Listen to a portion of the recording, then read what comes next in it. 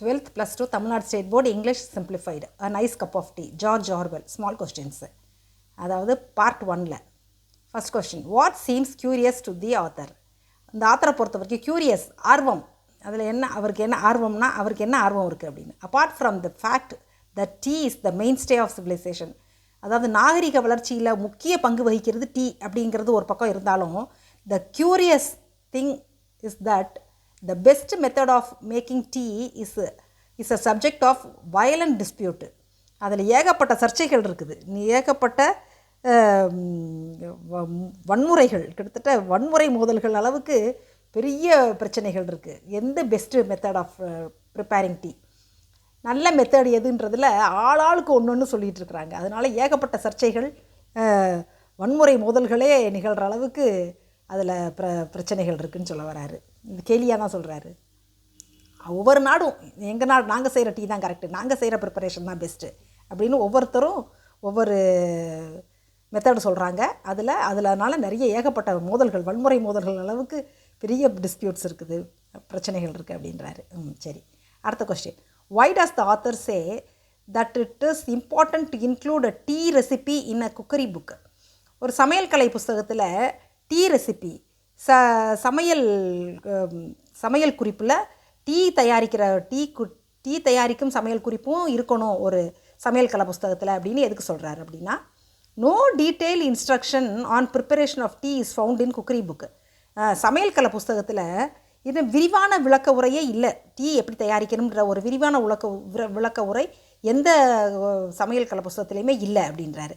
So the author says it is important to include a tea recipe in a cookery book. அதனால் இதை என்ன சொல்கிறாருன்னா, ரொம்ப முக்கியமானது என்னென்னா, ஒரு டீ தயாரிக்கிற குறிப்பு இருக்குல்ல, சமையல் குறிப்பு கண்டிப்பாக சமையல் கலை புஸ்தகத்தில் இடம்பெறணும் அப்படின்றாரு. மூணாவது question, mention the countries in which tea is a part of civilisation.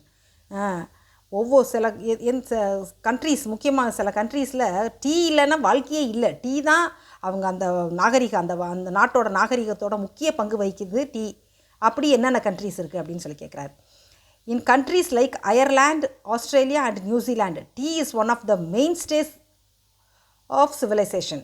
நாகரிகத்தின் உள்ள முக்கிய பங்கு வகிக்கிறது, இடம் பிடிச்சிருக்கிறது எங்கெங்கே, ஆஸ்திரேலியாவில், அயர்லாண்டில், நியூசிலாண்டில், இந்த கண்ட்ரீஸ்லாம். ஏன்னா அவ்வளோ குளிர், டீ குடிச்சிக்கிட்டே இருக்கணும், அவ்வளோ அந்த குளிருக்கு டீ குடித்தா தான் மக்களால் வாழ முடியும். அதனால் அது முக்கிய பங்கு வகிக்குது டீ இந்த கண்ட்ரீஸ்லாம் அப்படின்றாரு. அடுத்து D, which tea does the author prefer? China tea or Indian tea? அந்த ஆத்தருக்கு எந்த டீ பிடிச்சிருக்கு? சைனா டீ பிடிச்சிருக்கா, இந்தியன் டீ பிடிச்சிருக்கா? இந்தியன் டீ, அவருக்கு இந்தியன் டீ தான் பிடிச்சிருக்கு. The author George Orwell prefers Indian tea and says, Indian tea தான் அவருக்கு ரொம்ப பிடிச்சிருக்கு. அப்புறம் என்ன சொல்கிறா அதுக்கு? Says that a nice cup of tea is Indian tea, ஒரு நல்ல கப் ஆஃப் டீனா அது இண்டியன் டீ தான் அப்படின்னு சொல்கிறாரு. அடுத்து இ, according to the author what does the phrase a nice cup of tea refer to? அந்த ஆத்தரோட இந்த லெசன் இருக்குல்ல, அதுதானே தலைப்பே அதுதானே, a nice cup of tea, அது எதை குறிக்குது அப்படின்னு கேட்குறாரு. According to the author George ஆர்வெல்லோட கூற்றுப்படி அ நைஸ் கப் ஆஃப் டீன்றது இண்டியன் டீ தான், refers to Indian tea. Indian டீக்கு நிகரான டீயே கிடையாது உலகத்தில் அப்படின்னு அவர் இந்தியன் டீயை தான் பெஸ்ட்டு டீ அப்படின்னு சொல்கிறாரு. சரி, இந்த 5 கொஸ்டின், அடுத்த 5 கொஸ்டின் அடுத்த வீடியோவில் பார்க்கலாம். சரியா? எழுதி படிங்கடாமா. Okay, all the best.